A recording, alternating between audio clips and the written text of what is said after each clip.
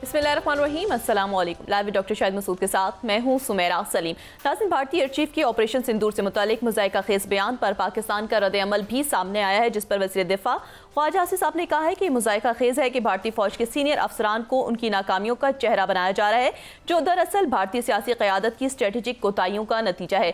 जबकि दूसरी जानिब वज़ीर आज़म शहबाज शरीफ साहब ने अज़रबैजान और आर्मीनिया के दरमियान तारीखी अमन मुआहदे का खैर मकदम किया है। इसके अलावा भी दीगर मौज़ूआत पर आज हम गुफ्तगू करेंगे। स्टूडियो में हमारे साथ मौजूद हैं डॉक्टर शाहिद मसूद। अस्सलाम वालेकुम डॉक्टर साहब।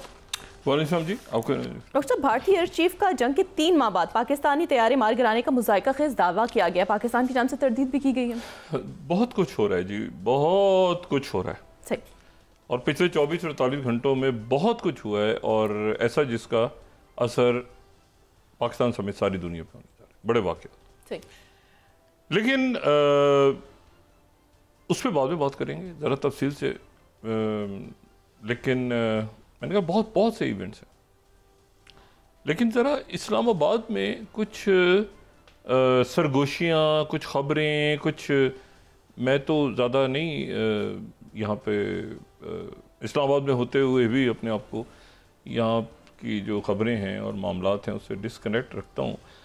लेकिन यह है कि ये कुछ शोर और कुछ सरगोशियाँ और कुछ अफवाहें या कुछ सच्चाइयाँ या कुछ इसमें ज़्यादा इन्होंने ज़ोर पकड़ लिया है।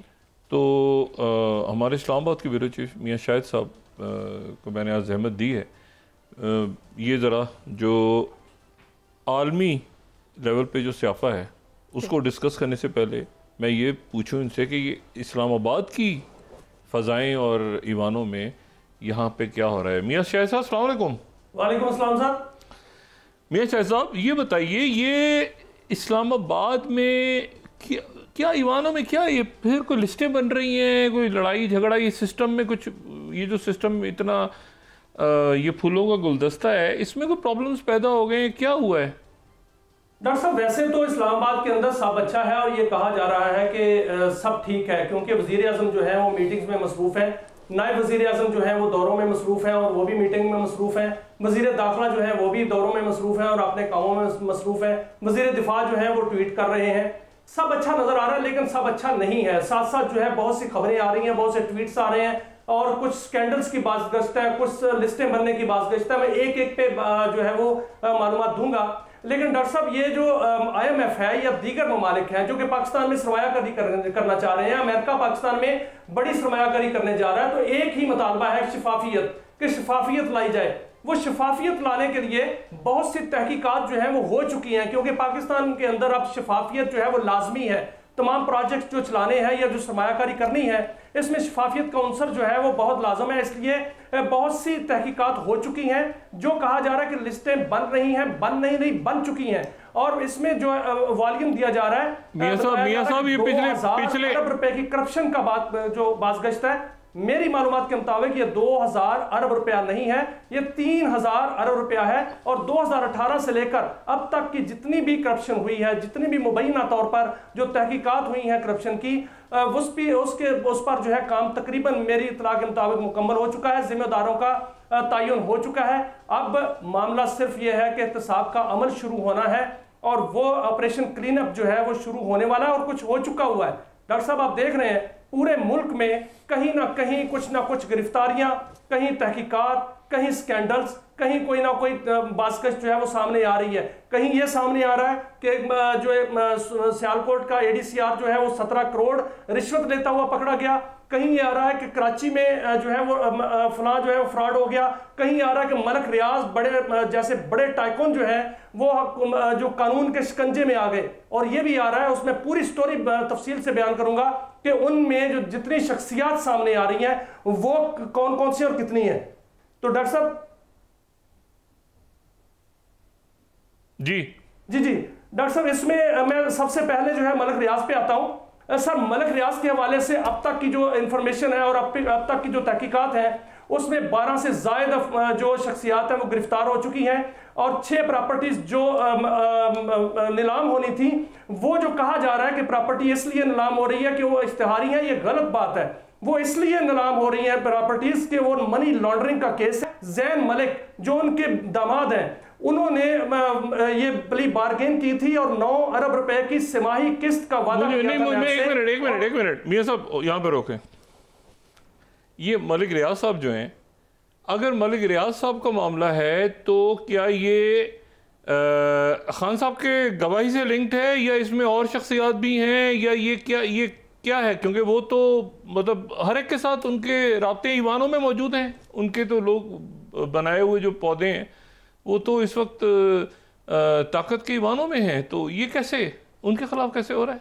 डॉक्टर साहब, गवाही की बात की जा रही है, ये गलत बात है। गवाही की बात नहीं है। 190 मिलियन पाउंड में वो मुल्जम है और उनका बेटा मुल्जम है, जो उनका बेटा अली रियाज है, वो दोनों उसमें मुल्जम है और वो इश्तिहारी हैं और वो पेश नहीं हुए, उसमें वो मुल्जम है। दूसरा केस उन पर जाली अकाउंट्स का है। तीसरा केस उन पर जो है वो मनी लॉन्ड्रिंग का है।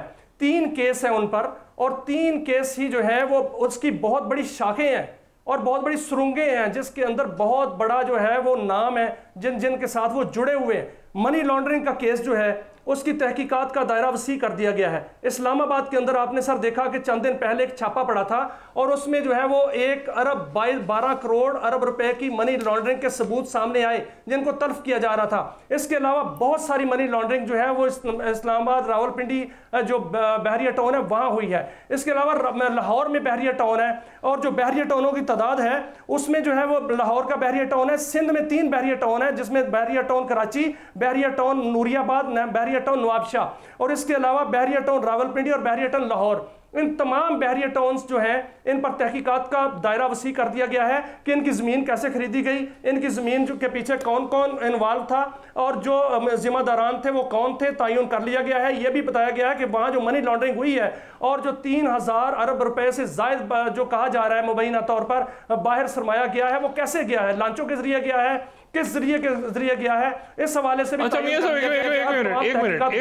एक मिनट, आप मुझे कह रहे हैं कि 2018 से अब तक 3000 अरब रुपए, ये मैं दुरुस्त कह रहा हूं? मैंने दुरुस्त सुना है? बिल्कुल दुरुस्त कह रहे हैं सर। अच्छा, आप मुझे ये बताएं कि माजी में आपने ऐसी लिस्टें आपने भी बहुत सुनी है और हमने भी बहुत सुनी है, तो ये जो है ये क्या है? मतलब इसमें कोई, क्योंकि देखिए ना, इसमें तो फिर बहुत बड़े लोग आ रहे हैं इसमें जो इस वक्त मौजूद हैं और जो मतलब सियासी गैर से बहुत बड़ा इसमें तो फिर एक इशू होगा।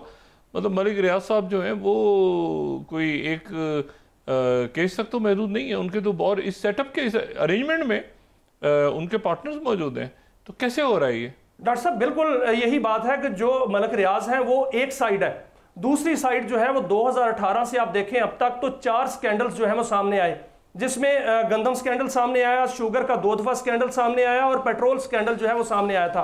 2019 में पेट्रोल जो शुगर स्कैंडल सामने आया उसमें भी अरबों रुपए की उस वक्त बताया गया था कि 200 से 400 अरब रुपया जो है वो खुर्द-बुर्द किया गया था। अब जो स्कैंडल सामने आया शुगर का, इसमें पीएससी के अंदर ऑडिटर जनरल ऑफ पाकिस्तान ने कहा कि 300 अरब रुपए की दिहाड़ी लगी। रियाज फतेहाना साहब ने कहा 287 अरब रुपए का धोखा हुआ और एक मेंबर ने कहा कि उसमें सट्टा खेला गया और अभी तक वो सट्टे के असरात जो है वो बाकी हैं। इसमें जो जिम्मेदारान है उनका तयन कर लिया गया है। जो गंदम स्कैंडल था उसमें भी जिम्मेदारान का तयन कर लिया गया है।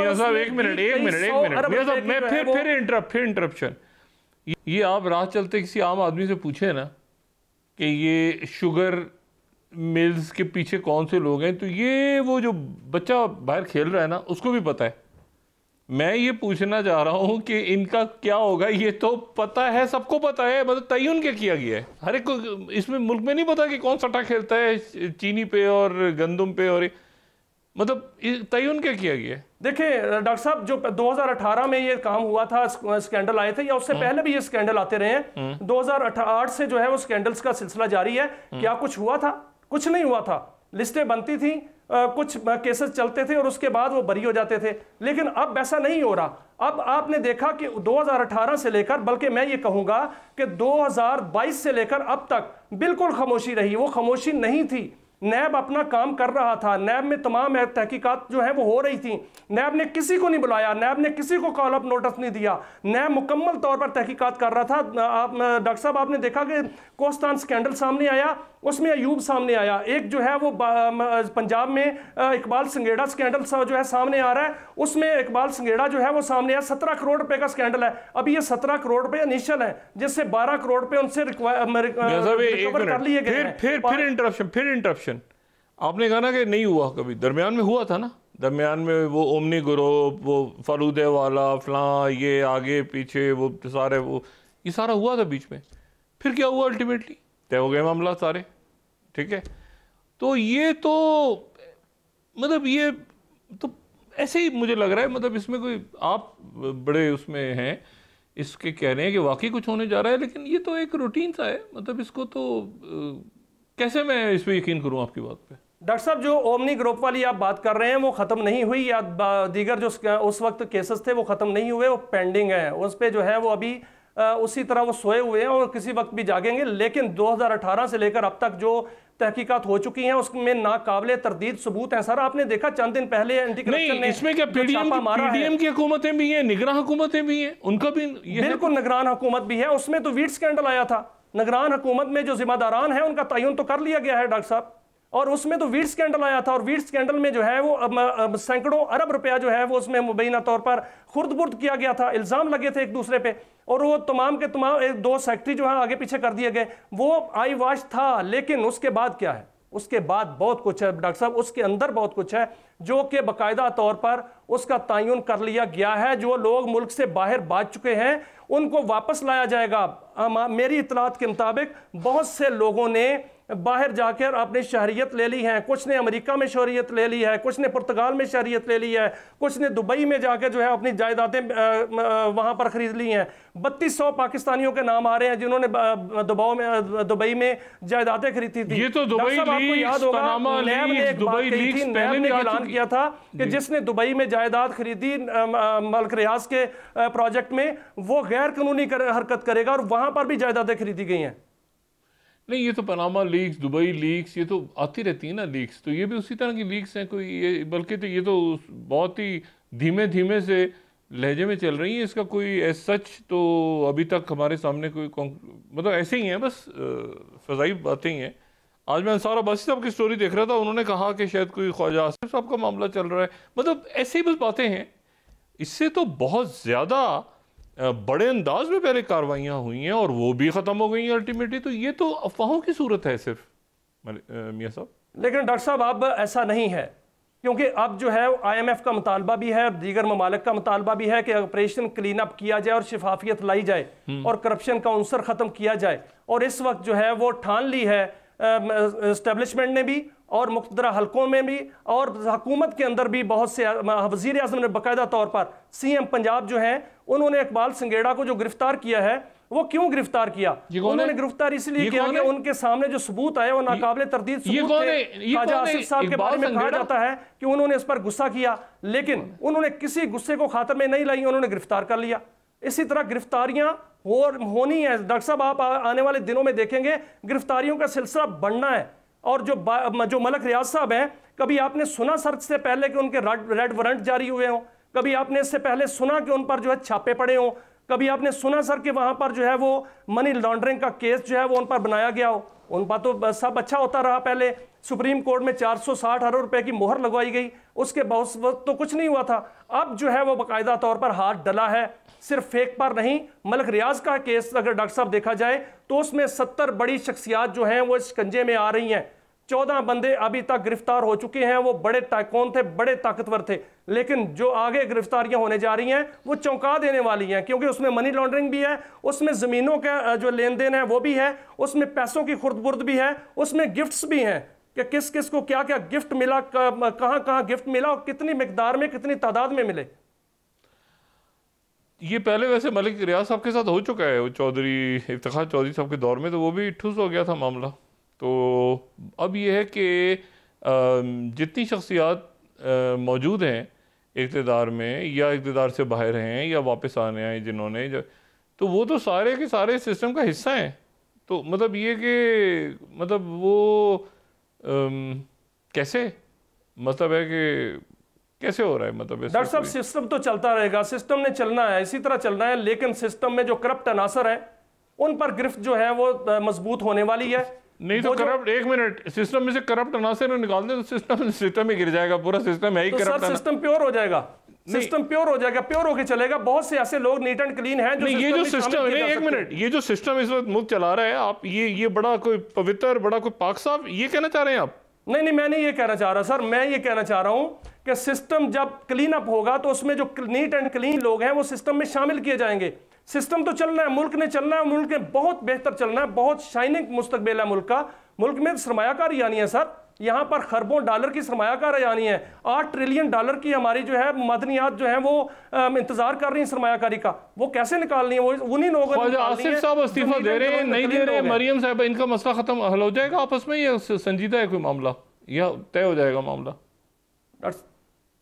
सर समझा नहीं सवाल। मैंने कहा ख्वाजा आसिफ साहब और मरियम नवाज साहब का मामला हल हो जाएगा, एक ही पार्टी का मसला मियां साहब हल करवा देंगे, या क्या होगा? ये तो सर कल उनकी मुलाकात हुई है, लेकिन फिलहाल तो मामला दब गया है, लेकिन लगता नहीं कि वो हल हो जाएगा। लेकिन इसमें इस जो मामला है ADCR का, ये मामला इतना जो है वो सादा नहीं है। इस मामले के साथ बहुत से जो हैं वो नाम जुड़े हुए हैं और वो नाम सामने आने वाले हैं। ख्वाजा साहब ने जो ट्वीट किया था कि आधी ब्यूरोक्रेसी ने पुर्तगाल में जो प्रॉपर्टीज ले रखी हैं और बहुत से जो ब्यूरोक्रेट्स हैं उन्होंने शहरियत ले रखी है और वो लाइन लगाए हुए हैं। अता तारड़ ने कल कहा कि हाजिर सर्विस भी हैं, और ये भी कहा जा रहा है कि बड़े ब्यूरोक्रेट्स जो हैं वो पुर्तगाल में बाकायदा तौर पर अपनी प्रॉपर्टीज ले चुकी हैं, और इस केस में भी उनका नाम जुड़ा हुआ है। क्योंकि ये जो इकबाल संगेड़ा साहब थे, ये बहुत सौ के फ्रंट मैन भी थे, और बहुत सौ के कहने पर जो है वो इसकी वो करप्शन कर रहे थे। ख्वाजा आसिफ साहब के साथ इसका नाम अभी नहीं जुड़ा, लेकिन दूसरी बात, उनको सिर्फ जो गुस्सा है, जो कहा जा रहा है वो ये है कि उनसे मशावरत नहीं की गई। जो उनके बारे में कहा जाता है कि ये उनके फ्रंटमैन है, ये फिलहाल अफवाह है, ऐसी कोई बात नहीं है। लेकिन इकबाल संगेड़ा साहब जो हैं वो बहुत से जो ब्यूरोक्रेट्स हैं और बहुत सियासी शख्सियात के वो फ्रंटमैन बने, जिन्होंने पुर्तगाल में अपनी प्रॉपर्टियां बनाई, जिन्होंने दुबई में अपनी प्रॉपर्टियां बनाई, जिन्होंने यहाँ पर करप्शन की। उनके घर से बड़ी एक गाड़ी पकड़ी गई जिसमें वो कैश भरा हुआ था, 12 करोड़ रुपए उनसे जो है डॉक्टर साहब रिकवर किए गए। कुछ पैसे जो है रिकवर करने हैं। बहुत से कमर्शियल प्लाट्स हैं, उनके बहुत से जो है लिंक्स जो है साबित हो रहे हैं, उनसे तहकीकात हो रही हैं। चंद दिन बाद मुझे आप ये बताएं कि अगर ये वाकई तहकीकात हो रही हैं, तहकीकात तो खैर मतलब 75 साल से तहकीकात ही हो रही हैं, बात हो रही है कि उनकी तहकीकात का कोई नतीजा या कोई मंतकी अंजाम तक कोई चीज़ तो नहीं पहुंच रही ना अभी तक, और ना पहुंची है। मैं आपसे सिर्फ ये पूछना चाह रहा हूं कि अगर ये तहकीकात हो रही हैं तो ये सिस्टम जो इस वक्त पॉलिटिकल सेटअप है, ये सेटअप कैसे चलेगा? डॉक्टर साहब पॉलिटिकल सेटअप तो चलेगा, लेकिन सेटअप नीट और क्लीन होकर कुछ लोग जो बड़े क्लीन और नीट हैं इस मुल्क में, उनको ऐड भी तो किया जा सकता है। वो इस सेटअप में, एक मिनट, इस सेटअप के अंदर इसमें कैसे चलेगा? ये तो जो इस वक्त मौजूद है, देखिए ना, आपने शुगर मिल्स की बात की तो वो सारा सेटअप इसमें है, आपने गंदम की बात की वो भी इसमें है। मतलब आप जो हैं वो ये टेंडर और 3000 अरब और खरब की जो आप बात कर रहे हैं वो भी इसमें है, वो सारे तो इधर ही हैं। तो मतलब है कि अगर आप इसमें 2018 से ऐड करते तो PTI ऐड हो जाए तो 25 तक तो सारे के सारे आ गए, तो फिर ये सेटअप कौन चलेगा, कैसे चलेगा, मतलब क्या होगा? डॉक्टर साहब 27वीं आईनी तरमीम आने दें। 27वीं आईनी तरमीम आ रही है, उसमें बड़ी बुनियादी तरमीम जो है वो होने जा रही हैं। उस तरमीम जो है वो मुल्क की समत जो है वो तब्दील नहीं करेगी, दुरुस्त करेगी। और उसमें जो है वो ऐसे इकदाम होने जा रहे हैं कि उस इकदाम से बहुत से लोग, बहुत सी शख्सियात, बहुत से सिस्टम जो हैं वो उसकी बिल्कुल जद में आएंगे और उससे सीधे हो जाएंगे। बहुत से लोग गिरफ्त में आएंगे, बहुत से जो गलतियां थी वो दुरुस्त होंगी। और यहाँ पर आप सर देखें, SIFC के काम को रोका गया। SIFC ने मुल्क में काम जो है वो सरमायाकारी लाना चाहिए, ब्यूरोक्रेसी ने रोकी, बहुत सी सियासी कुव्वतों ने रोकी, कोशिश की रोकने की, लेकिन वो नहीं रुक सकी, ना रुकेगी। और उसमें जो है 27वीं आईनी तरमीम अहम किरदार अदा करेगी और आगे मुल्क की समत जो है वो 27वीं आईनी तरमीम दुरुस्त करेगी, जिसको नहीं। लेकिन अगर इस सिस्टम में मौजूद लोगों को ये पता हो कि 27वीं तरमीम के नतीजे में उन पे हाथ डलेगा तो वो होने देंगे तरमीम? देखें सर, तरमीम तो होनी है और वो होकर रहनी है, और वो आप देखेंगे कि बाजमात होनी है और तरमीम होनी है, क्योंकि जो लोग इस सिस्टम का हिस्सा हैं और वो अगर उन पर इल्ज़ामात भी हैं तो उनको साबित करना पड़ेगा कि वो इसमें से नीट एंड क्लीन है। अगर वो साबित ना कर पाए, जो कि वो जो वाकईतन इसमें मुलव्वस है, वो साबित नहीं कर पाएंगे। तो तरमीम के बाद साबित करेंगे ना, तरमीम तो पहले आ जाएगी। तरमीम पहले आ गई तो वो तो फिर सब फड़े जाएंगे ना। मैं ये कह रहा हूँ कि वो क्यों आने देंगे, ऐसी तरमीम क्यों आने देंगे जिसमें वो सब फड़े जाएंगे। सबको पता चल चुका है कि जिसने करप्शन की है उसके गिर्द घेरा तंग हो चुका है। स्टैब्लिशमेंट डिवीजन में एक परफार्मा जारी हुआ था जिसमें कहा गया था कि तमाम ब्यूरोक्रेट्स अपने अपने असासे जमा कराएं। उसमें बहुत से ब्यूरोक्रेट्स ने अभी तक नहीं कराए। क्यों नहीं कराए? वो इसलिए नहीं कराए कि वो असासे जमा नहीं कराना चाहते, और वो क्यों नहीं कराना चाहते वो सबको पता है, वो तो वो तहकीकाती इदारों को भी पता है। FIA की ज्वाइंट इन्वेस्टिगेशन टीमें बन चुकी हैं, मनी लॉन्ड्रिंग का एक शोबा बन चुका है, बाकी जो इदारे हैं वो उनको मामनत कर रहे हैं, नैब जो है बाकायदा तौर पर सबूत हासिल कर चुका है। जब तमाम सबूत सामने आ चुके हैं डॉक्टर साहब, तो फिर किस चीज़ का वो जो है डिनाई करेंगे? तो फिर तो पैसे देने पड़ेंगे। तो पैसे वापस आ रहा है डॉक्टर साहब। सबसे बड़ी बात यह है कि लूटा हुआ माल वापस आ रहा है जो पहले नहीं आया था। कहां से आ रहा है? कौन सा बाहर से भी आ रहा है सर, नहीं, मुल्क के अंदर से भी आ रहा है। नहीं, लूटा वो दुबई में है तो वापस आ रहा है। कहाँ आ रहा है? वो स्विस में है तो वापस आ रहा है। वो कहाँ आ रहा है मियां वापस आ साहब? रहा है। नहीं, अभी कहाँ पर आया है, मुझे बताएं। कहाँ से लूटा हुआ पैसा वापस आया है? सर अभी आया नहीं है, लेकिन आएगा। अब पहले नहीं आया, उसमें कुछ फ्लास थे जिसलिए नहीं आया था। अच्छा। अब जो है वो वापस आएगा। अब सबसे बड़ी मिसालें दो बनने जा रही हैं। एक मिसाल जो है जनरल रिटायर्ड फैज हमीद, और दूसरी मिसाल जो है मलक रियाज। ये दो बड़ी मिसालें कायम करके नवाब शाह बहरिया टाउन का क्या ताल्लुक है, लाहौर बहरिया टाउन का क्या ताल्लुक है, वो जमीन कहाँ से ली गई थी, वो जमीन क्या कानूनी तौर पर ली गई थी, क्या वहां जो सहूलियात दी गई थी वो कानूनी तौर पर दी गई थी, क्या मलक रियाज को वहां फेवर नहीं की गई, जो फेवर की गई है वो किसने की? आपको ये सारी तहकीकात तो हो चुकी हैं तकरीबन सर। वहां से जो पैसा गया है बाहर जाके दुबई में इतना बड़ा प्रोजेक्ट जो उसने लॉन्च किया है, माल्टा जाने की जो तैयारी की जा रही थी, वो पैसा कहां से आया? नहीं, लेकिन आपको क्या लगता है इसको कब तक, यानी मैं कायल हो पाऊंगा आपकी इस बात पे? सर आप कायल नहीं, आप देखेंगे सर, पूरी कौम देखेगी। अब पूरी कौम जो है वो देखने वाली है कि पाकिस्तान के अंदर एहतसाब होगा, पूरी दुनिया देखेगी। अच्छा। खबरें आएंगी, सब जो है वो देखेंगे कि कौन कौन जो है पकड़ा जा रहा है, इसके शिकंजे में कौन कौन आ रहा है। इसके शिकंजे में जो है वो ब्यूरोक्रेट्स भी आएंगे, इसमें मीडिया पर्सनस भी आएंगे सर, इसमें जो है वो जो सियासतदान भी आएंगे। इस शिकंजे में जो है वो बहुत से वो ताजर, वो टाइकोन्स, मैं ताजरों की नाम नहीं ले रहा, टाइकोन्स का बात कर रहा हूँ, टाइकोन्स जो हैं वो भी आएंगे। सब इस शिकंजे में आने वाले हैं। जिन्होंने खाया इस मुल्क का, जिन्होंने लूटा, जिनके स्कैंडल्स हैं, वो सारे के सारे इसमें फंसेंगे। अच्छा, और इसको मैं आज मतलब हम ये पहले 10 दिन कंप्लीट हो रहे हैं अगस्त के, तो मैं कब तक इसको आपसे दोबारा रब्ता कब किया जाए मियां साहब?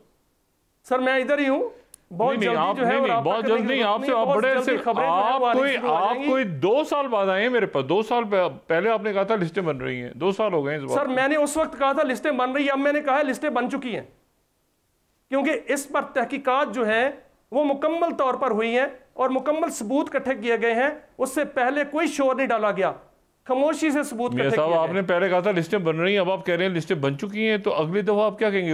अगली दफा जो है वो लिस्टों पे गौर हो रहा है, ऐसा तो नहीं कहेंगे लिस्टों पे गौर? पूछेंगे आप सर मुझसे पूछ रहे होंगे कि कितने गिरफ्तार हो गए हैं। अच्छा, नहीं, लेकिन कोई टाइम आपके ज़हन में आ रहा है कि यानी कितने साल, अंदाजन कितनी दिहाइयाँ? सर साल नहीं है ना दिहाइयाँ है, दिनों की बात है। अच्छा, और वो दिनों में आप देखेंगे काम तो शुरू हो चुका है ना सर। आज भी नैब ने कहा है कि हमने 500 अरब रुपए से जायद जो है वो इन दिनों इस साल में जो है रिकवर कर लिए हैं। काम तो शुरू हो चुका है। किससे की तो है? 500 अरब रुपए की अभी जो अगली किस्त है वो जो है वो रिकवर करनी है। किनसे? उसके बाद आप देख लें कि 2500 अरब है, 2500 अरब जो है वो रिकवर किन लोगों से की है? कहाँ, मतलब वो फिगर मैंने भी देखी, कहाँ है वो लोग, मतलब वो कौन है, मतलब कहाँ पे है वो शख्सियात के दरे जिनसे रिकवर हुआ है? सर वो शख्सियात पाकिस्तान के अंदर भी हैं, वो शख्सियात दुबई में भी हैं, वो शख्सियात जो है अमेरिका में भी हैं, वो शख्सियात जो है मतलब पैसा रिकवर हो जाएगा और हमें पता नहीं चलेगा कि वो पैसा रिकवर हो गया बस, और वो शख्सियात इधर ही घूम रही होंगी। ये लोग भाग गए हैं इनके ECL पे। अच्छा, शुगर वालों का क्या है? वो भी निकल जाएंगे सारे? वो तो बहुत बड़े लोग हैं, मतलब कैसे? सर उसमें छापे पड़े हैं, रिकॉर्ड जो है वो बाकायदा तौर पर हासिल किया गया है, बाकायदा तौर पर जखीरा जो चीनी का था वो भी उठा लिया गया अच्छा, है। गंदम नहीं, गंदम तो केयर टेकर में आया था, तो केयर टेकर बीच में आ रहा है क्या? नहीं सर, जो गंदम स्कैंडल है वो केयर टेकर सेटअप में आया था। हाँ। जो शुगर स्कैंडल है वो तो 2024 में आया है। 2024 में मार्च से शुरू हो गया था और उसके बाद जून में, फिर सितंबर में ये जो चीनी जो है बरामद की गई, इसमें 73 अरब रुपए की चीनी जो है डॉक्टर साहब वो अफगानिस्तान में सिर्फ जो है वो बरामद की गई, और उसमें जो है 112 अरब रुपए की टोटल चीनी बरामद की गई 67 शुगर मिल्स ने, और उसमें 16 शुगर मिल्स जो है 3000 अरब रुपया उन लोगों ने जो कि इस सिस्टम का हिस्सा है मौजूदा और आम मुद्दों पे। बिल्कुल ऐसा ही है। अच्छा, इनके ऊपर हाथ डालने जा रहा है, इन पे हाथ डालने जा रहा है। इसमें मुख्तलिफ लोग हैं, मुख्तलिफ कैटेगरीज के लोग हैं। अच्छा, और आप कह रहे हैं कि ये दिनों की बात है, कोई सालों की या कोई लंबी महीनों की, और इसके आसार जल्दी नजर आने शुरू हो जाएंगे? सर मैं कह रहा हूं कि असरात नजर आने शुरू हो गए हैं, क्योंकि इसमें काम शुरू हो गया बाकायदा तौर पर। हर आए दिन जो है नई से नई जो स्कैंडल जो है सामने आ रहा है। सिर्फ स्कैंडल नहीं, लोग पकड़े जा रहे हैं। अच्छा, मियां साहब आपका बहुत शुक्रिया, और आपसे अगली चंद दिनों में फिर दोबारा बात होगी। इसका मतलब है बहुत अरसे की बात नहीं होगी, और देखते हैं कि उस वक्त तक जो है ये मुल्क, क्योंकि मेरा तो एक स्टांस रहा है कि दहशत गर्दों से ज़्यादा ख़तरनाक या उनसे बराबर की शायद ख़तरनाक जो है ये माशी दहशत गर्द हैं। अब अगर मियां शाहिद साहब ये कह रहे हैं कि ये दिनों की बात है, जब ये चीज़ें सामने आनी शुरू हो जाएंगी तो फिर हम मियां साहब से बात कर लेंगे। एक ब्रेक का वक्त है, और उसके बाद दुनिया में मतलब इतना कुछ हुआ है और होने जा रहा है, उस पर बात करते हैं। जी नाज़रीन, वापस आते हैं एक छोटे से ब्रेक के बाद।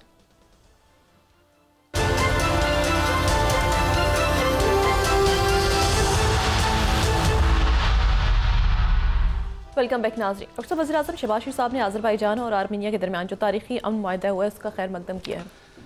देखिए जी, सबसे पहले तो मैं ज़रा ये जो 7th जो ट्वीट है प्रेसिडेंट ट्रंप का, उससे गुफ्तगू शुरू करता हूँ।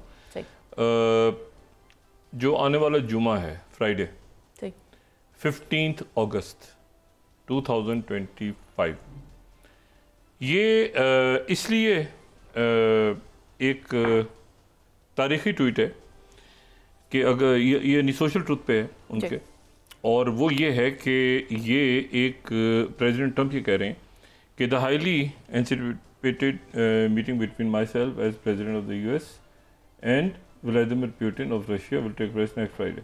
ठीक है, August 15 in the great state of Alaska में मुलाकात होने जा रही है प्रेसिडेंट ट्रंप की और प्रेसिडेंट पुतिन की। अच्छा, यहाँ पर अगर हम इसको गौर से रुकें और फिर हम इस पर बात करते हैं मजीद, यानी अबू धाबी में नहीं होने जा रही, अलास्का में होने जा रही है जी। अच्छा, अलास्का क्या इसकी एक बड़ी इंपॉर्टेंट बात है। अमेरिका की 50 रियासतें, ठीक है, उसमें से 48 रियासतें जो हैं वो जो हैं उनको सादा फहम अल्फाज में या जो आम लफ्ज़ इस्तेमाल तो कॉन्टिगुअस स्टेट्स कहते हैं। कॉन्टिगुअस स्टेट से मुराद ये है कि वो 48 जो रियासतें हैं वो एक साथ मेन लैंड में हैं। अमेरिका की 50 रियासतों में से 48 रियासतें एक साथ हैं मेन लैंड में। 2 रियासतें ऐसी हैं जो कि नॉन कॉन्टिगुअस स्टेट्स कहलाती हैं। उसकी वजह मैं अभी बताता हूँ आपको। एक तो हवाई है। हवाई चूँकि एक जजीरा है, एक आइलैंड्स हैं, तो वहाँ पे हवाई के आइलैंड्स हैं, तो एक तो वो जो रियासत हवाई की है वो कॉन्टिगुअस स्टेट है। दूसरी जो तो 48 जो है ना, ये जो 48 हमें नज़र आ रही है, लेकिन नीचे अगर देखें, ये वैसे ही एक डेमोस्ट्रेशन है, तो नीचे आपको 2 रियासतें अलग नज़र आएंगी मेन लैंड से, जिसमें से एक अलास्का है। ये नक्शा इस तरह से नहीं है, ये सिर्फ बयान किया हुआ है कि एक अलास्का और हवाई है, ये अलग है, ये बाकी मेन लैंड से अलग है। अलास्का क्यों अलग है? अलास्का आप अमेरिका से नहीं जा सकते कनाडा को क्रॉस किए बगैर, या कनाडा को क्रॉस करें या आप फेरी में पानी में बैठ के जाएं, यानी बाय रोड अगर आपने जाना है कनाडा को क्रॉस करें हाईवेज के थ्रू, या आप फ्लाई करें, क्योंकि दरमियान में कनाडा है। इन 48 रियासतों का बॉर्डर नहीं है अलास्का के साथ। अलास्का जो है वो एक बिल्कुल शुमाल में एक रियासत है, बिल्कुल शुमाल में। ये 60th पैरल लाइन, ये ग्रीनलैंड और उसके बिल्कुल बिल्कुल। और ये जो है ये यहाँ पे मुलाकात होनी जा रही है। अच्छा, अब ये इस रियासत की जो जोग्राफी है और इसकी हिस्ट्री बड़ी इंटरेस्टिंग है और उसको यहाँ बताना बड़ा ज़रूरी है। बड़ी इंटरेस्टिंग है इसकी हिस्ट्री। ये 1867 में ज़ारे रूस ने फरोख्त की थी अमेरिका को $7.2 मिलियन में, क्योंकि वहाँ पर जो क्रीमिया और बाकी जो जंगें चल रही थी उसके नतीजे में, और अमेरिका के साथ ताल्लुकात बड़े अच्छे थे सोवियत यूनियन के, क्योंकि रशिया के, क्योंकि रशिया ने, ये पहले भी बात हो चुकी है कि उनके पूरा बड़ी हेल्प की। तो ये चेक है, ये वो तारीखी चेक है जो पेश किया गया था और जिसके नतीजे में $7.2 मिलियन में उस वक्त के जो है वो अलास्का को अमेरिका ने ख़रीद लिया था रूस से। सही। और बाद में एक तवील अरसा लगा, वहाँ पे एडमिनिस्ट्रेटिव चेंजेस आते रहे। 1959 में जाके ये अमेरिका की बाज़ाब्ता स्टेट बनी। 1912 में एडमिनिस्ट्रेटिव चेंजेस आते रहे। ज़्यादातर रिपब्लिकन यहाँ पे, सारे लॉज वही हैं जो अमेरिका के हैं, लेकिन ये जो है ये दो रियासतें ऐसी हैं जो मेन लैंड अमेरिका से, ठीक है। तो जब हवाई के बारे में बात करते हैं तो वो कहते हैं मेन लैंड, जब उसके बारे में बात करते हैं तो लोअर 48, ये इस तरह के अल्फाज इस्तेमाल होते हैं अमेरिका में। अच्छा, अब ये वो जगह है जहाँ पर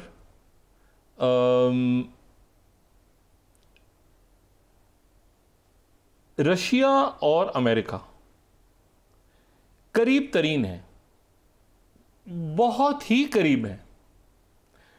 इतने करीब हैं कि आप रशिया से अमेरिका पैदल चल के जा सकते हैं। रशिया से अमेरिका पैदल चल के जा सकते हैं। अच्छा, वो कैसे जा सकते हैं? वो ऐसे जा सकते हैं कि अगर हम ये मैप देखें जो कि रशिया का, और ये एक तरफ रशिया है और एक तरफ जो है ये अमेरिका है, ठीक है। और इस मैप को अगर कोई भी मैप हम दिखा दें ताकि मैप के ऊपर बात कर सकें। जी, ये अब यहाँ से देखें तो ये जो है एक तरफ जो है ये रशिया है और एक तरफ जो है ये अमेरिका है, और दरमियान में जो है वो एक बेरिंग स्ट्रेट, आबनाए बेरेंट। अच्छा, अब ये आबनाए बेरेंट को अगर आप गौर से देखें तो यहाँ पे हमें, अगर 5th स्लाइड देखें तो यहाँ पे हमें दो जजाए नजर आ रहे हैं। एक जो है वो बिग डियोमेद है और एक जो है वो लिटिल डियोमेद है।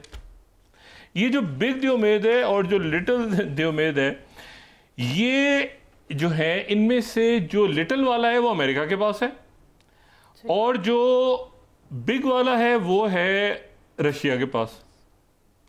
तो इसका मतलब ये हुआ, अच्छा, एक जो बिग वाला है वो आप समझें कि वो तकरीबन 29 किलोमीटर मुरबा किलोमीटर है उसका, और जो लिटिल डियोमेद है जो अमेरिका के पास है वो है कोई 2, 2.5, 3 किलो, छोटा है वो बहुत साइज में।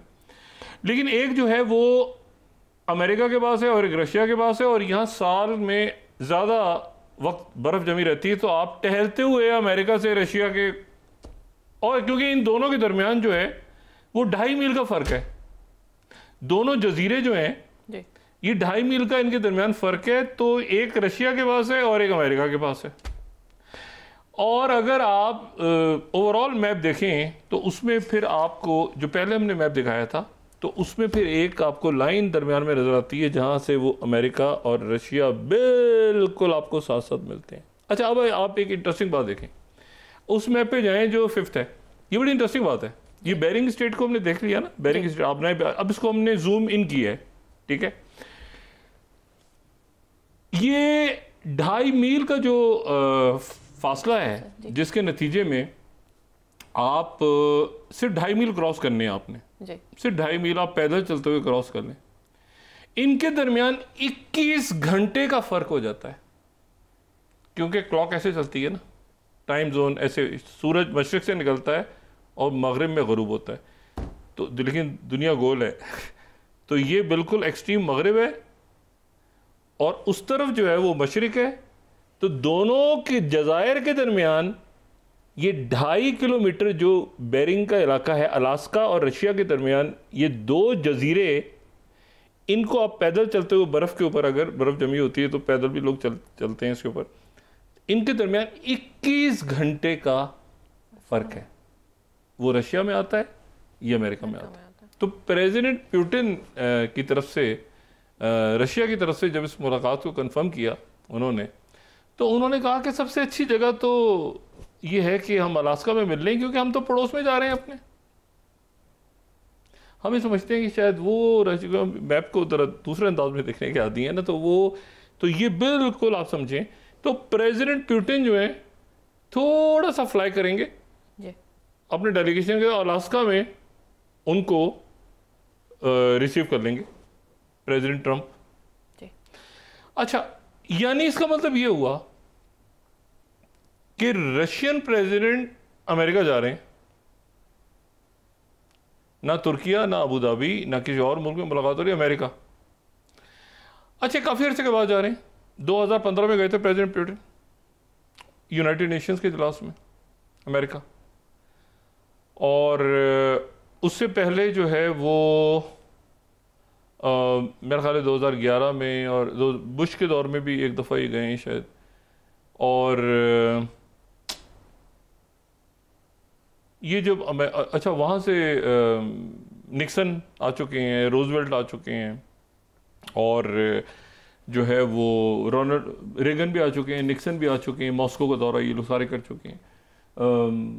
बुश सीनियर, बुश जूनियर, ये सारे लोग जो हैं ये ट्रैवल कर, ज़्यादातर मुलाकातें तो इनकी हुई हैं ना जेनीवा में, इधर उधर। लेकिन जो मॉस्को का दौरा या अमेरिका का दौरा, ये बड़ा इंटरेस्टिंग है कि पुतिन अमेरिका जा रहे हैं। वारंट तो गए ना साइड पे, सारे अमेरिका ही जा रहे हैं सीधा, और प्रेसिडेंट ट्रम्प उनको रिसीव करेंगे अलास्का में। अच्छा, अब इसमें जो इंटरेस्टिंग बात है वो ये है कि जो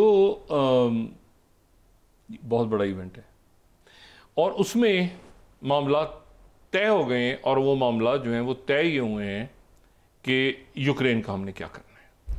और वो स्टीव विटकॉफ जब गए थे, तो स्टीव विटकॉफ जो हैं वो, उनकी प्रेसिडेंट पुतिन से बात हुई, फिर उनकी ट्रम्प से बात हुई, सारा कुछ हुआ, और फिर डेट और वेन्यू सारा पहले हुआ कि मुख्तलिफ अरब ममालिक में, लेकिन फिर कई के साथ कमिटमेंट्स हैं। तो उन्होंने कहा कि ऐसा है कि आप यहाँ तशरीफ लाएं। तो प्रेसिडेंट पुतिन अलास्का जा रहे हैं,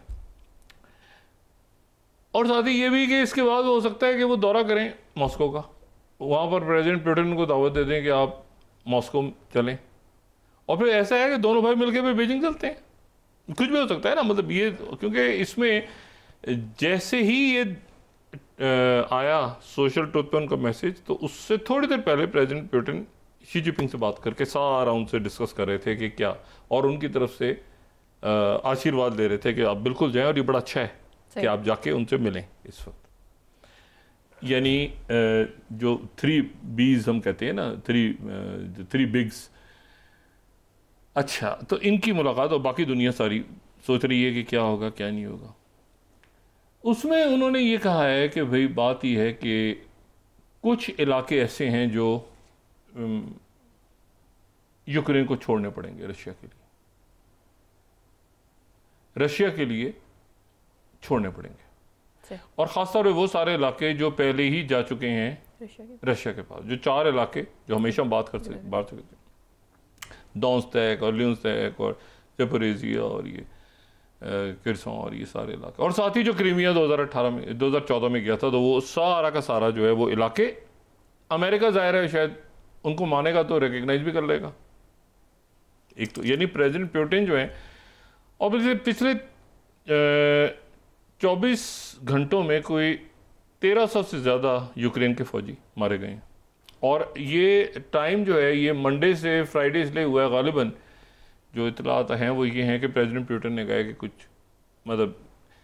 कुछ जॉब तेज़ी के साथ कंप्लीट उन्होंने करनी है कुछ जगहों को, कुछ जगह ऐसी हैं जो वो चाह रहे हैं वो आ जाएं, और फिर उसके बाद मामलात आ गए होंगे। यहाँ पर जब मुलाकात हुई तो ये इलाके रशिया के पास जा चुके थे। अच्छा, अब इसमें जो है वो ज़ेलेंस्की ने कहा है कि नहीं, मैं नहीं मानता इस बात को, और हम नहीं जाने, लेकिन Zelensky thrown under the bus, Zelensky इसका हिस्सा है। फिर हो सकता है वो आगे की किसी मुलाकात में बता दें, ज़ेलेंस्की को बुला के बता दो। ज़ेलेंस्की गया, नेटो भी फारिग हो गया। बड़ी बेचैनी है नेटो के। ये नेटो की बदतरीन, यानी ये बदतरीन एक सूरत हाल डेवलप हुई है नेटो के लिए। EU के ममालिक के साथ आज कॉन्फ्रेंस हो रही है। JD वैंस जो हैं वो जो नायब सदर हैं वो बरतानिया में छुट्टियां गुजार रहे हैं वहाँ पे, और वो बड़े पुरफिज़ा मकाम पे, वो जो चैविंग जो कैंट के अंदर उनका पैलेस है वहाँ पर वो डेविड लैमे के साथ जो है मछलियाँ पकड़ रहे हैं, कश्तियों में सैर कर रहे हैं। बड़ा खूबसूरत इलाका है ये। बड़ी ये कोई 200-250 साल पुराना एक 1500 मकान है इसमें। और ये जो जगह है ये कैंट पे जो जहाँ पर डेविड ये फॉरेन सेक्रेटरी अमूमन यहाँ पे रहते हैं, और इसके लिए फटा भी होता है कि ये किसको मिले यहाँ पे, क्योंकि जो प्राइम मिनिस्टर हैं वो तो रहते हैं 10 डाउनिंग स्ट्रीट में, लेकिन जो ये पैलेस है, ये जो पैलेस है, ये जो जगह है, ये जो मेंशन है, ये इसके ऊपर बड़ा होता है कि लेकिन कि ये किसको मिलेगा किसको नहीं मिलेगा इस बड़ी। तो लेकिन ये जो है ये फॉरेन सेक्रेटरी की जगह है, घर ये है। आप देखें प्राइम मिनिस्टर का घर वो 10 डाउनिंग है, लेकिन फॉरेन सेक्रेटरी का ये घर है। तो JD वैंस यहाँ ठहरे हुए हैं और वो यहाँ इंजॉय कर रहे हैं, ठीक है, गपशप भी लगा रहे हैं, और डेविड लैमे और JD वैंस की तस्वीर आ रही हैं और वो जनाब इधर उधर इंजॉय कर रहे हैं। तो आज EU के ममालिक जो हैं वो शायद लंदन में जमा होंगे, यूरोप के कुछ मुल्कों के, और उनके साथ JD वैंस उनको बता देंगे कि भाई ऐसे जो है ये हो रहा है। ये देखें ना, झील के किनारे खड़े हुए नायब सदर और डेविड ये मछलियाँ पकड़ रहे हैं, सैर कर रहे हैं, तो ये उसी जगह पे हैं। अच्छा, अब जो प्रेसिडेंट ट्रम्प ने उनको बता दिया है कि अब इसके नतीजे में क्या होगा। इसके नतीजे में 3-4 चीज़ें पॉसिबल हैं। एक ये है कि सीज़फायर हो जाएगा, या फ्रोज़न कॉन्फ्लिक्ट हो जाएगा, या सीज़फायर हो जाएगा। ठीक है, सीज़फायर होगा, जंग बंद होगी, और अमेरिका उसके नतीजे में यकीनन एक्सेप्ट कर लेगा कि ये सारी जो जगह हैं इनको हम एक्सेप्ट करते हैं, जो सारी यूक्रेन के हाथ से जा चुकी हैं। उसके बाद जो है वो दूसरा इसमें जो और बहुत बड़े इलाके हैं, अगर आप देखें 2022 से लेके, तो बहुत बड़े इलाके जो हैं जो इस मैप में भी हमें नज़र आ रहे हैं वो जा चुके हैं। कोई 20% इलाका जा चुका है, लेकिन मेरा ख्याल से 20 से ज़्यादा, ये कोई 25 के करीब यूक्रेन जो है ये अपना इलाका खो चुका है, और उसमें ओडेसा और ये ब्लैक सी और ये सारी इलाके जो हैं ये एक लैंडलॉक सा मुल्क बन जाएगा। दूसरी बात यह है कि फिर सारे वेपन्स वापस जाएंगे पेंटागन, वो सारा असलहा और सारी जो चीज़ें हैं। और नेटो का फ्यूचर क्या होगा, एक सवालिया निशान है कि जब पुतिन के साथ ही मुलाकात हो गई, पुतिन ने कह दिया कि इधर आगे जो है वो नेटो की एक्सपेंशन नहीं होगी, तो फिर नेटो किसके खिलाफ लड़ेगा। मतलब नेटो ने क्या है फिर नेटो, ठीक है, मतलब नेटो तो पोटैटो बन गया ना, उसकी तो कोई है ही नहीं सूरत आगे। अच्छा, अब ये है कि वो, लेकिन ये कि उन्होंने 5% उसमें बढ़ाना भी है, ये भी उन्होंने तय किया हुआ है EU में। तो EU वो अजीब एक कन्फ्यूजन है कि ये क्या हुआ है, ये क्या होने जा रहा है। सही। और यूक्रेन की जो है वो ज़मीन उनके हाथ से जो है वो निकलने जा रही है काफ़ी हद तक और काफ़ी ज़्यादा। अच्छा, ये अब इसमें जो पूरी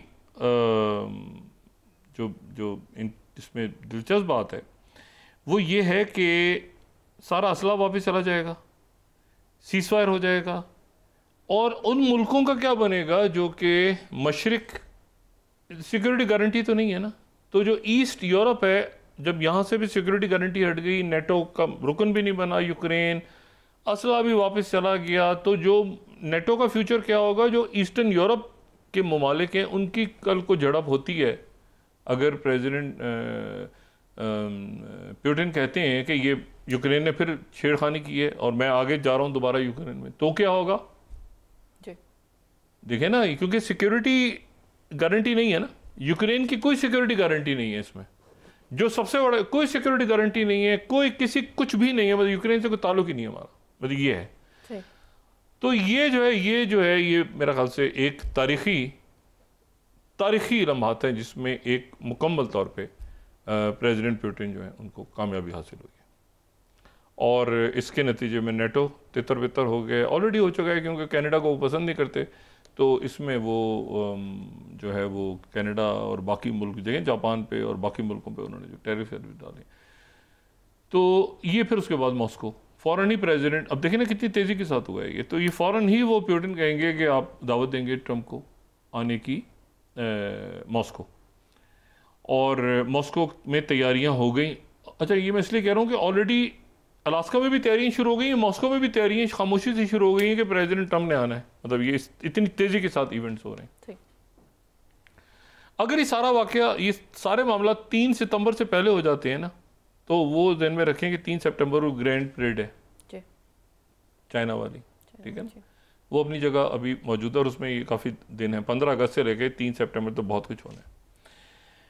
अच्छा, और अच्छा, तो ये बात, फिर उसके बाद जो है वो इसके नतीजे में अब यूरोप के अंदर क्या सिनेरियो डेवलप होता है, इनकी मीटिंग क्या होती है, उस पर वो हम आने वाले दिनों में बात करते रहेंगे। लेकिन 2 मुल्कों ने प्रेसिडेंट ट्रंप को नोबेल प्राइज़ के लिए नॉमिनेट कर दिया। एक का नाम है अज़रबैजान और एक का नाम है आर्मीनिया। उनके दरमियान कल एक तारीखी तकरीब हुई वाइट हाउस में, और दोनों मुल्कों के जो सरबराहान हैं उन्होंने एक डॉक्यूमेंट पे, दस्तावेज़ पे साइन किए, जो कि अभी कुछ देर में, कुछ दिनों में, या आज या कल या परसों सबके सामने आ जाएगी। और फिर प्रेसिडेंट ट्रंप जो हैं वो उन्होंने भी उस पर साइन किए एज अ जामिन। तो ये आर्मीनिया, अज़रबैजान और प्रेसिडेंट ट्रंप तीनों ने उस दस्तावेज़ पे साइन किए, और उसके नतीजे में जो है वो आर्मीनिया और अज़रबैजान के दरमियान खूब क्लैप होता रहा, बहुत क्लैप, क्योंकि ये हिस्टोरिकल इवेंट है कि इसके नतीजे में जो दोनों मुल्कों के दरमियान जो है वो एक तरह से आप समझें कि एक लंबा चौड़ा सीज़ फायर इनके दरमियान हो गया। अच्छा, अब इसमें जो इशू है वो ये हुआ कि एक जो ज़ेंगिज़ोर कॉरिडोर, जिसकी हमने कल बात की थी काफ़ी डिटेल में, कि वो एक अज़रबैजान के इलाके को दूसरे अज़रबैजान के इलाके के दरमियान में आर्मीनिया आ जाता है, तो वो जो आर्मीनिया है वो कहता है कि आप हमें क्रॉस नहीं करेंगे, तो इसलिए अज़रबैजान मोहताज है अपने दूसरे इलाके तक जाने के लिए कि वो ईरान क्रॉस करे जी। और ये ब्रोकन लिंक है मिडल कॉरिडोर का, जो कि चाइना को यूरोप से जोड़ता है, और उसके नतीजे में तुर्किया के लिए भी इश्यूज़ हैं कि भाई ये सेंट्रल एशिया जो टर्किक नेशंस हैं और ये इनके साथ कैसे रब्ता करें। तो आज के बाद जो है वो तारीख में ये ज़ेंगिज़ोर कॉरिडोर था मुजव्विज़ा, अभी तो प्लान था ना, अभी तो बना नहीं था, इसको तो दरमियान में से बनना था ना, आर्मीनिया में से, तो ये तारीख में ये गायब हो गया, ठीक है। और अब जो इस मुआहदे के नतीजे में जो एक बड़ी खूबसूरत सी राहदारी दरमियान में से गुजरेगी आर्मीनिया के, वो ट्रंप जो है ट्रंप रोड होगा, वो Trump road for international peace and prosperity, ये नाम होगा। और उसको अमेरिका की ही कोई प्राइवेट 99 साल की लीज हुई है, 99 ईयर्स की लीज पे अमेरिका ने वो दरमियान में आर्मीनिया के अंदर, यानी आर्मीनिया ने अपनी सॉवरेनिटी हमेशा के लिए अमेरिका को दे दी है। अमेरिका वो दरमियान में आर्मीनिया के,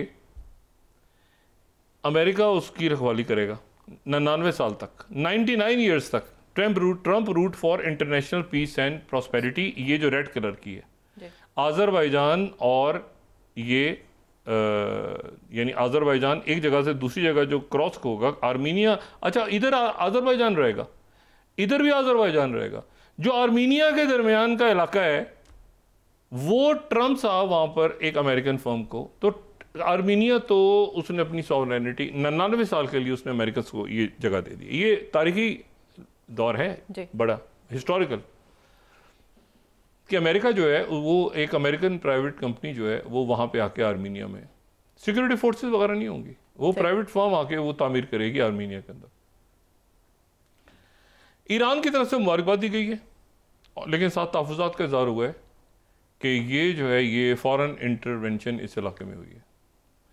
लेकिन मेरा ख्याल है कि बहुत ज़्यादा ईरान को इस पर एतराज़ इसलिए नहीं होगा क्योंकि ये जो है ये अल्टीमेटली ईरान भी ज्वाइन कर लेगा ये बेल्ट एंड रोड को, और सीपैक या बेल्ट एंड रोड और सारा, तो यहाँ पर ये एरिया ऑफ इन्फ्लुएंस जो है, क्योंकि प्रेसिडेंट ट्रंप जो है वो अगला जो उनका होटल गालिबन बनना है वो ओडिशा में बनना है, जो कि जो रशिया की जो ब्लैक सी पे वो अपना वहाँ पे कारोबार शुरू करना चाह रहे हैं, जिस पे किसी को कोई इतराज़ नहीं, क्योंकि ये तो फिर उसके नतीजे में आप देखें ना कितना बड़ा यूक्रेन गया है, कितना बड़ा यूक्रेन, और आगे यूरोप की गारंटी, सिक्योरिटी गारंटीज भी नहीं, ये भी नहीं, और सारा का सारा तो बीच में प्राइवेट फर्म आके बैठ जाएगी तो क्या।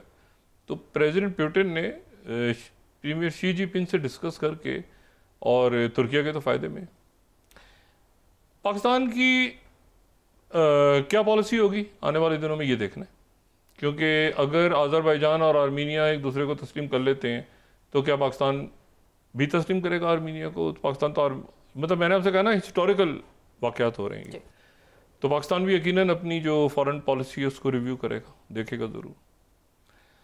और इसमें जो है वो दोनों मुल्कों ने नोबेल प्राइज़ के लिए, पहले पाकिस्तान ने किया था, उसके बाद फिर इन मुल्कों की तरफ से हो गए, और ये एक बड़ा मेरे ख्याल से बड़ा तारीखी जो है, ये पूरी ज्योग्राफी चेंज हो रही है ना पूरा। आप देखें ना 99 साल के लिए अमेरिका आर्मीनिया के अंदर उसको परमिशन मिली है, और उसके नतीजे में यूक्रेन का बहुत बड़ा हिस्सा जो है वो अमेरिका तस्लीम करने जा रहा है, और साथ ही वहाँ पे इन्वेस्टमेंट कंपनीज मुख्तलिफ जो है वो अमेरिकन कंपनीज और वो आके इन्वेस्टमेंट करेंगी, और ये होगा, और नेटो का फ्यूचर क्या आगे जो है। लेकिन वो पैसे देते रहेंगे, नेटो के फंड में वो पैसे देते रहेंगे 5%, और ये यूक्रेन का मुझे नहीं पता कि अल्टीमेटली क्या मतलब ख़त्म, Ukraine is out of throw under the bus वाली बात है। अच्छा, अब इसमें जो है ना ये आरटी को मैं कोट कर रहा हूँ 15th, नो मोर क्रंचेस, उन्होंने बड़ा एक मैसेज भेजा यूरोप को, Russia's neighbours must now stand on their own, ठीक है। और इसके ऊपर जो है वो ज़ाहिर है आर्मीनिया के अंदर एक प्रेशर आया है उनके ऊपर, तो आर्मीनियन प्रेस में भी देख रहा था 14th sign declaration implies Armenia and Azerbaijan have no territorial claims against east, उनके वहाँ पे कह रहे हैं वो सारे। और ये जो आर्मीनियन प्रेस है ये 13 Iran considers initiating of Armenia Azerbaijan peace agreement important step toward achieving lasting peace, लेकिन जो ईरान की तरफ से उनका जो मीडिया कह रहा है वो ये कह रहा है 11th Iran welcomes Armenia Azerbaijan peace deal worries over foreign intervention. तो ईरान की तरफ से जो है वो लेकिन जब रशिया और चाइना को इतराज़ नहीं उनके एरिया ऑफ इन्फ्लुएंस में, तो ये एक बहुत बड़ी स्ट्रेटेजिक गेन है 99 ईयर्स के लिए कि आर्मीनिया ने यहाँ पर अमेरिकन को जगह दे दी है। अच्छा, अब दूसरी तो पहली बात तो मुलाकात हो रही है, दूसरी ये कि ये नोबेल प्राइज़ और आज़रबाईजान और आर्मीनिया का मामला हो गया। तीसरा मामला ये है कि आज स्टीव वित्कोफ की जो उनके इस पे, अब स्टीव वित्कोफ को भी दाद है, मतलब एक देखें क्या क्या एक शख्स जो है, एक आदमी क्या क्या कर रहा है इस वक्त, यानी सेक्रेटरी, फॉरेन सेक्रेटरी, बाकी और उलझे हुए कॉम्प्लेक्स, यानी इंतहाई पेचीदा गज़ा ऑक्यूपेशन, गज़ा से जियो पॉलिटिक्स, कुछ भी हो जाए जियो पॉलिटिक्स गज़ा से आगे दुनिया की चलेगी, और कत्लेआम। अब जनाब वहाँ पर सूरत हाल ये बनी हुई है इस वक्त कि जो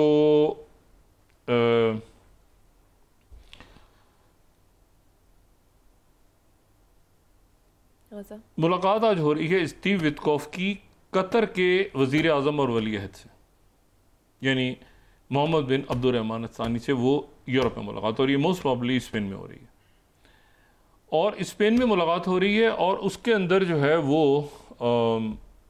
एक नया प्रपोजल आ गया, वो जो 50 दिन वाला था जी, कि जी 50 दिन पहले 10 दिन होंगे, फिर 20 दिन होंगे, फिर आगे पीछे दाएं बाएं सारा कर करा के, और ये होगा वो होगा। नया प्रपोजल आज पेश हो गया, और वो पेश ये हो गया कि सारे कैदी और सारे यरगमाली एक ही फेज में ख़त्म करो, इसराइल की फ़ौज बाहर निकालो, इसराइल की फ़ौज बाहर निकालो। यहाँ पे वो जो तय हो चुका था कि कौन सी फ़लस्तीनी अथॉरिटी किस शक्ल में आके गज़ा के ऊपर और फ़लस्तीनी यहाँ पे सारी वो करेगी, और अरब ममालिक आएंगे और बाकी आके वो सारे संभालेंगे, वो सारा का सारा एक ही फेज़ में करो। ये तो 20 दिन 25 दिन 50 दिन का खेल नहीं है।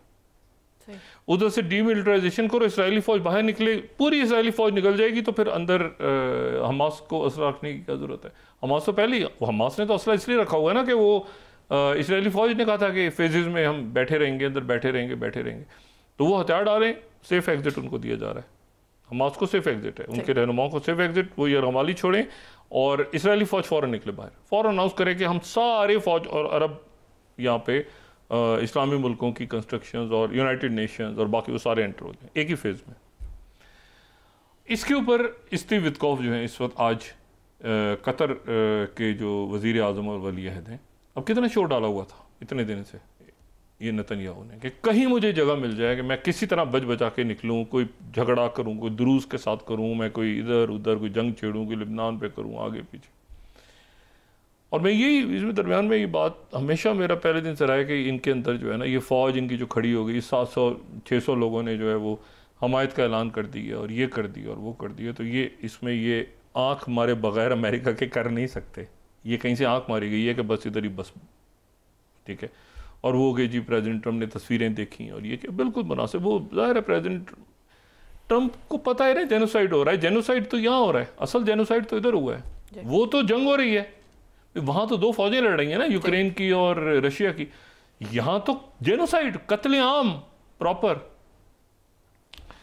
तो जनाब टाइम्स ऑफ इसराइल क्या कह रहा है 17th, Witkoff set to meet Qatar prime minister on comprehensive deal एक ही वक्त में करो भाई। ये वो प्रेसिडेंट ट्रंप ने कहा था ना कि मैं रोज, ये वो जो इन्होंने वादा किया था हमास के लोगों से, लेकिन फिर चीज़ें कॉम्प्लेक्स हुई, फिर चीज़ें आगे पीछे, ये बड़ा ट्रिकी जॉब था। तो वो नहीं मान रहे, नेतन्याहू चीख रहा है, वो दुरूज आ गया, अच्छा ये कर दिया मैंने, वो कर। तो मैंने यहाँ पे कोट किया है और एक्सियस की रिपोर्ट आई है इसमें अलग से, उसको फिर जो है वो यहाँ पे 18th यरूशलेम पोस्ट जो है वित्कॉफ टू मीट एक्सियस की जो रिपोर्ट है वो उसको ये यरूशलेम पोस्ट भी मेन हेडलाइन के तौर पे चला रहा है। Witkoff to meet Qatari prime minister अबीजा to discuss new hostage deal proposal. और इसमें जो है अगर ये डील प्रपोजल आगे चल रही है तो फिर मुझे बताएं। और ये फिर वो 19th ट्रम्प वांट्स डीमिलिटराइज गजा, डिसआर्म हमास इन न्यू प्रपोजल। यानी वो इजरायली मीडिया, ओ भाई ये तो यही तो बात थी ना, डीमिलिटराइज तो ये भी फौज निकले वो भी निकले, लेकिन वो जो वहाँ का इजरायली मीडिया है वो उसी कहानी को अपने अंदाज में। और फिर Israel news, national news, we will free Gaza from Hamas not occupied. ओ भाई आपका ये काम नहीं है, वो खुद ही वो कर रहे हैं। Israel 23rd Witkoff meeting in with Qatari PM spend to end Gaza war and release all hostages. Release all hostages नहीं है, रिलीज प्रिजनर्स भी हैं और फौज भी बाहर निकलेगी। अच्छा लेकिन मसला ये कि इतनी जल्दी ये सारा हुआ है ना। अच्छा ये जैसे आया ना टाइम ऊपर नीचे हो गया। सही। इनके NSA को तो अंदर पता होगा ना कि क्या होना है। उसने कहा कि मैं भी अपना नाम डाल दूं उंगली कटवा के। तो ये जो है ये 24वीं वो NSA भी खड़ा हो गया अचानक ये 20 टाइम्स ऑफ इसराइल में। उसने कहा कि मैं भी ये टेक ओवर प्लान के अगेंस्ट हूँ। यानी ओ भाई पहले तो फौज खड़ी हुई थी ना, फौजी सरबराह भी और खड़ा हुआ था, तो ये जाहिर है कि ये सारा मतलब ये एक वो थी। तो ये जो है अब आज मुलाकात होने जा रही है और उस मुलाकात के ऊपर जो है वो बाकी अरब वो थोड़ी सी हमास की तरफ से तो बात यही हुई थी कि भाई ये कैदियों की लिस्ट है। ये स्टीव वित्कॉफ ने उनसे बात की थी, ये कैदियों की लिस्ट है। अब ये चूंकि अगले 2-3 दिन चलना है सारा मामला, तो इसलिए वो अलास्का की जगह चुनी गई है, पीर की जगह वो आगे हो गया। और उधर प्यूटन भी चाहते हैं कि थोड़े दिन उनको और मिल जाएं तो वो हाथ साफ करें ये यूक्रेन के कुछ इलाकों पे। तो ये जो है ये उससे लेकिन प्रेसिडेंट ट्रंप ये चाह रहे हैं कि उससे पहले ये सीज फायर हो जाए, यानी उससे पहले वो एक और ऐलान कर दें प्यूटन से मिलने से पहले कि गजा के अंदर ये होगी। तो ये आज इन्होंने पकड़ के जनाब ये स्टीव वित्कॉफ की कतर के बड़ा ज़बरदस्त रोल है इन सारे लोगों का जिन्होंने बड़ा ज़बरदस्त रोल प्ले किया। अच्छा उसके बाद आखिर में अब इसकी गुफ्तगू प्रोग्राम लंबा हो गया, ये इसमें कि जो भारत के जो आज तरफ से बात आई है, उनके जो एयर मार्शल AP सिंह ने बयान दिया है कि 5 फाइटर जेट और 1 बड़ा त्यारा जो है वो गिर गया है। वो 3 महीने के बाद उनको ख्याल आया। अच्छा मुझे ये नहीं समझ में आ रही कि इसकी क्या, या तो ये कि सियासत में चले गए, खुद पॉलिटिक्स में इनका इरादा है और ये इलेक्शन वगैरह बिहार का आ रहा है, और या ये इसमें पॉसिबिलिटी है क्योंकि मतलब ये एक अपने आप को आइसोलेशन में है ना, ये भी तो बिल्कुल आइसोलेशन में चले गए हैं। तो अब ये मुमकिन है कि पुतिन की और उनकी बात हो और पाबंदियाँ सारी रशिया के ऊपर से हट जाएं। आप ज़रा सोचें, रशिया ये भी तो कहेगा ना पाबंदियाँ हटाओ, तो तेल के ऊपर से पाबंदियाँ हट जाएं। लेकिन फिर अमेरिका ने ये कहा हुआ है कि हमसे तेल खरीदो, तो वो एक अभी इसके बहुत सारे इसमें और बहुत सारे मामलात हैं। अगर अमेरिका इन्वेस्टमेंट करने जा रहा है तो फिर बाकी, लेकिन यहाँ पर ये जो बयान है ना, इसमें इन्होंने बीच में डाला कि हम कुछ करें। अब इसको सारी दुनिया एक मजाक उड़ा रही है कि भाई ये कहाँ से बात हो गई। तो वो उन्होंने कहा तवज्जो दिलाने के लिए ना। अच्छा, इस बयान के दो हिस्से हैं। एक तो पाकिस्तान के हमने जहाज़ गिरा दिए, यहाँ तक तो बात ठीक है। ये जिक्र कहीं नहीं है इसमें कि हमारे जहाज़ नहीं गिरे। मतलब असल तो 5 राफेल की। अब या तो ये कि दोनों अपने अपने जहाज़ भाई सारे बताएं कि आपके कितने तैयारे थे, कहाँ खड़े हैं, आप भी बताएं सबका गिनवाएं लोगों को ले जाके, और वो अपने अपना वो पूरा करें। तो मतलब ये तो एक बड़ी अहमकाना सी बात की है उन्होंने। मगर मेरा ख्याल है कि सियासत में शायद उनका इरादा है फ्यूचर में वो पॉलिटिक्स में आ जाएं और कहीं से इलेक्शन लड़ें, कोई सीट पीट बिहार इलेक्शन में जाएं। ये पॉलिटिकल स्टंट से ज़्यादा, लेकिन मतलब ये एक्सपेक्ट नहीं कर रहा था कि उनकी एयरफोर्स के प्रोफेशनल लोग हैं तो एक ज़रा संजीदगी, सियासतदान तो करते रहते हैं, तो फ़ौज के सर एक एयर मार्शल की तरफ से इस तरह की बात होना जो है ये एक बड़ी एक बचकाना सी और बड़ी छोटा सा काम लगा उनकी तरफ से बात होना। शोर होता रहेगा, अच्छा जी किया वो उनके लोग सारे, अच्छा जी हमने गिरा दिए तुमने, इससे ज़्यादा संजीदा बात कुछ नहीं। जी बहुत शुक्रिया डॉक्टर साहब। नाज़रीन, इसके साथ ही आज का प्रोग्राम अपने इख्तिताम को पहुंचा। मुझे सुमेरा सलीम को इजाज़त दीजिए। अल्लाह निगहबान। जी डॉक्टर साहब। अपना दोस्तों रिश्तेदारों को के लोगों का सब ख्याल रखिएगा। अल्लाह हाफिज़।